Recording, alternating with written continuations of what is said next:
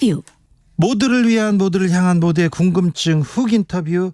러시아 우주기지에서 푸틴 러시아 대통령과 김정은 국무위원장 만났습니다. 왜 우주기지인지, 어떤 얘기가 있었는지 초밀착 행보를 보이는데, 다음 행보는 뭔지 모스크바 현지 연결해서 분위기 들어봅니다. 모스크바 조빈나 특파원, 안녕하세요.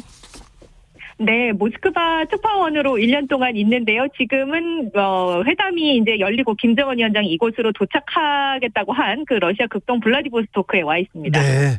어제 회담이 있었는데 어떤 내용이 나왔습니까? 네, 사실 이번 회담 현지에서는 군사작전 하는 것 같다라는 말이 나왔습니다. 네. 시작부터 끝까지 철통 같은 보안 속에 정말 진행이 됐고요. 네. 그 김정은 위원장 러시아 방문 일자나 회담 장소도 사실 막판까지 극비리에 이루어졌거든요. 예. 그런데 또 더 좀 특별했던 거는 회담 결과에 대한 공식 발표나 기자회견도 없었고요. 네. 어떤 협정을 체결했다 이런 협정 서명식 같은 것도 없었기 때문에 네. 이 퍼즐 맞추기 하듯이 이 푸틴 대통령이나 러시아 크렘린궁 대변인 발언, 또 북한 같은 경우에는 조선중앙통신 같은 매체들의 언급들을 하나씩 맞춰가면서 네. 이제 상황을 유추를 하고 있는 상황입니다. 정상회담이 군사작전 네, 같아요. 네. 네. 저- 그래서 일단은 일단은 말씀하세요. 네, 그 푸틴 대통령 회담 이후에 러시아 매체와의 인터뷰를 가졌는데요. 네. 이 군사기술 협력 문제가 논의됐는지를 묻는 질문에 네. 러시아는 유엔 안보리 상임이사국으로서 대북 제재를 지킨다. 일단 이렇게 말을 했습니다. 어허. 그러면서도 네. 이 현재의 틀 내에서도 주의를 기울이고 논의할 수 있다. 이렇게 말을 해서 이 북한과의 군사협력 가능성 완전히 배제하진 않았습니다. 네. 크렘린궁 대변인은 회담에서 북한의 비행사를 우주에 보낼 가능성을 또 논의했다. 이런 말도 했고요. 예. 또 공개나 발표돼서는 안 되는 민감한 분야에서 협력할 수도 있다. 이 다른 나라에서 국가에서 뭐라 하든 북한은 중요한 이웃이다라는 말을 하기도 했습니다. 네. 이 확대 회담의 그 배석자 면면을 보면 좀 어떤 내용이 오갔을지도 유추할 수 있을 텐데, 러시아 측에서는 이 산업 경제를 담당하는 부총리, 그리고 당연히 이제 외교 의전을 담당하는 외교, 그리고 국방장관이 참석을 했고, 북한 측에서도 이 최선희 외무장, 그리고 이 박정천, 강순남 국방상 등 이 군사 관련 1, 2위 등이 다 참석을 해서 이 어떤 논의가 오갔을지는 좀 공개는 되지 않았지만 일단 배석자 면면을 봤을 때 어떤 주제가 오갔을 것이다라고는 유추를 할 수 있습니다. 네. 그리고 또 하나는 이 김 위원장이 건강이나 교육, 또 인도주의 분야와 관련해서 러시아와 협력할 수 있는 분야에 관심을 보였다고 러시아 측에서 설명을 했고요. 네. 그리고 푸틴 대통령은 특히 이 교통 분야, 공항이나 항구 같은 수송 시스템에 대해서 설명을 했다고 합니다. 그래서 양국 간 정부 간 위원회를 조만간 구성을 하기로 했다고 페스코프 대변인은 밝혔습니다. 알겠습니다. 우리 조 특파원님의 빛나는 브리핑이었습니다. 저기요, 그런데요. 보스토치니 여기 보스토치니요.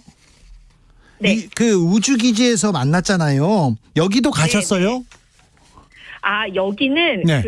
사실 여기에서 얼마 전에 세계적으로 관심을 모았던 것이 이 러시아가 달 남극의 탐사선을 발사를 한 곳이거든요. 그렇군요. 그래서 사실 상징적인 곳이기 때문에 홍보센터가 있습니다. 네. 그런데 거기를 방문하려고 해도 러시아 사람은 한 달 전, 외국인은 45일 전에 사전 허가를 받아서 갈 수가 있는, 그러니까 일반인들의 접근이 제한되는 곳입니다. 그러니까 군사 보안 시설인데요. 네. 이번에 이 보스토치니 우주기지에서 이 정상회담이 열렸죠. 예. 이곳은 정상회담도 쉽게 열리는 곳이 아니라 지난해 러시아와 연합국가를 준비 중인 벨라루스 대통령 이외에 이 벨라루스 대통령과 정상회담이 있었고, 그 이후에 외국 정상이 이곳을 찾은 것은 김 위원장이 처음입니다.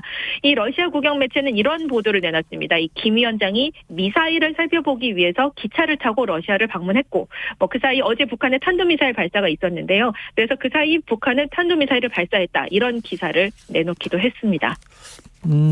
일단 이곳을 방문한 김정은 위원장이 이제 방명록에다가도 첫 우주 정복자들을 낳은 러시아의 영광은 불멸할 것이다. 네. 이런 문구를 적어서 이 러시아의 우주 기술을 추켜 세우면서 네. 위성 기술을 제공받고 싶다는 의지를 드러냈고 네. 푸틴 대통령도 적극적으로 화답을 했습니다. 네. 이 기자들과 만나서 북한 인공위성 제작을 도울 겁니까? 라는 질문을 받자 그것이 우리가 여기 온 이유입니다. 라고 답을 하기도 했습니다. 알겠습니다. 네. 저 미사일처럼 말을 빨리 하시네요. 잘하시네요. 네. 저기 푸틴 대통령은요 지각대장이잖아요. 늦게 오기로 이렇게 소문이 났는데 지난번에 우리 네. 전 대통령 만날 때도 거의 2시간씩 막 늦게 왔는데 이번엔 30분 기다렸다고 화제가 되던데요. 어떻게 보셨어요?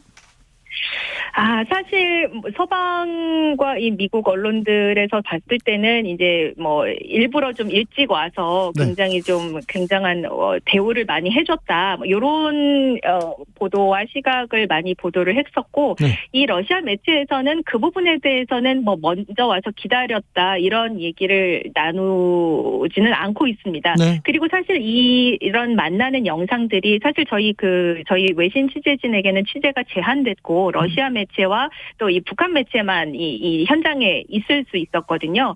그것이 실시간으로 이렇게 생중계가 되듯이 막 나온 것이 아니라 이렇게 조각조각 이렇게 분할을 돼 왔어서 한 30분 정도 시차가 있는 것으로 돼 있었고 그리고 푸틴 대통령이 일단은 30분 정도 먼저 온 영상이 공개된 것은 맞습니다. 근데 그 부분에 대해서 특별한 의미를 이 러시아 쪽에서는 그렇게 부여는 하지 않고 있습니다. 네. 그렇지만 이 현장에서 이 취재를 하는 제가 봤을 때는 일단 이례적으로 먼저 와서 기다리는 것이 그렇게 흔하지는 않은 일이었다. 이렇게 말씀드릴 수 있습니다.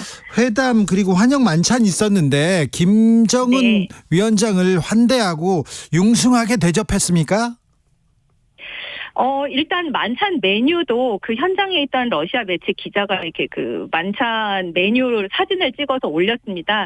제가 그냥 한번 읽어드리면은 무화과와 천도복숭아를 곁들인 오리 샐러드, 캄차카 게를 넣은 만두, 버섯을 곁들인 철갑상어, 구운 야채와 배를 곁들인 차돌박이 쇠고기 이런 식으로 7가지 종류의 코스 요리가 이제 제공이 됐는데요. 일단 러시아 매체에서 얘기하기로는 러시아 전역의 특산품이 담겼다. 그래서 굉장히 좀 융성하게 대접을 했다라는 식의 평가를 현지에서도 내놓고 있습니다. 그리고 일단 만찬사는 공개가 됐습니다. 이 만찬사를 좀 말씀을 드리면 푸틴 대통령이 새로운 친구 2명보다는 옛 친구 1명이 좋다. 이런 러시아의 속담을 설명을 들어서 오늘날 이 러시아와 북한의 관계를 잘 반영한다. 이렇게 얘기를 했고요. 이 김정은 위원장은 이 두 나라 간의 전략적인 이 지지 연대를 한층 강화해 나가기로 이 견해의 일치를 보았다라고 해서 굉장히 좀 밀착하고 있는 그 관계를 대내외에 과시하는 그런 발언들이 나왔습니다. 푸틴 대통령은 김 위원장의 러시아 방문이 우호적인 분위기 속에서 이루어졌다 이렇게 평가를 했고 김 위원장은 러시아와 장기적인 관계 구축을 희망한다 이런 발언을 내놓기도 했습니다. 한미일 밀착 캠프 데이비드에서 이렇게 한미일 정상들 만나고 그러는데 한미일의 이렇게 동맹에 대해서 러시아는 어떻게 봅니까? 한미일 동맹에 대해서는 발언이 상당히 수위가 좀 세고요. 그렇지만 일단은 그 러시아 입장에서는 다른 국가들이 어떻게 하든지 간에 일단은 자신들의 그 러시아의 입장을 계속 유지하고 준수해 나가겠다라는 입장을 계속 반복적으로 얘기를 하고 있습니다. 러시아 우크라이나 전쟁 계속 이어지고 있는데요. 러시아 현지 분위기는 어떻습니까? 시민들은 뭐라고 합니까? 러시아에서는 이제 이 특별 군사작전이라는 용어를 사용을 하고 있습니다. 이 현지에서 사실 지난해에는 동원령도 있고 했지만 지금은 이 동원령도 해제가 된 상황이고요. 그리고 현지에서는 사실 이 접경 지역에 서부 지역에서는 굉장히 드론이라든지 이런 그 공격들이 좀 많았었는데 모스크바 쪽에도 드론이 떨어지고 있다라는 소식들 많이 들으셨을 겁니다. 그렇지만 일반 시민들이 생각만큼 굉장히 불안해서 많이 떠난다든지 아니면 슈퍼마켓에 물건이 없다든지 그런 상황이 이렇게 눈에 보이지는 않고 있습니다. 그리고 이 러시아에서 러시아의 그 특성이 정치적인 얘기 그리고 이 속내를 그렇게 잘 대내외에 얘기를 하지 않고 있습니다. 그래서 이 부분 겉으로 봤을 때는 그렇게 달라진 점이 많이 없는 것처럼 그렇게 네. 겉으로는 그렇게는 보이고 있습니다. 조빈나 특파원 모스크바에서 지내기에 생활하기에 괜찮으시죠? 안전도 걱정할 필요 없습니까? 걱정해 주셔서 감사합니다. 네. 걱정이 돼서 물어봤어요. 네. 괜찮으세요? 전쟁을 잘 치르는 나라인데. 열심히 취재 활동을 하면서 네. 그렇게 지내고 있습니다. 네. 너무 열심히 하면 또 러시아에서 당국에서 쳐다볼까 봐 그것도 좀 걱정되는데. 네. 아무튼 건강하게 안전하게 잘 계셔야 됩니다. 네, 고맙습니다. 네, 또 상황 묻겠습니다. 모스크바 조빈나 특파원이었습니다. 지금은 블라디보스톡에서 설명해 주셨습니다. 교통정보센터 다녀와야 됩니까? 김민희 씨. 낮 시간 돌발 구간이 많았던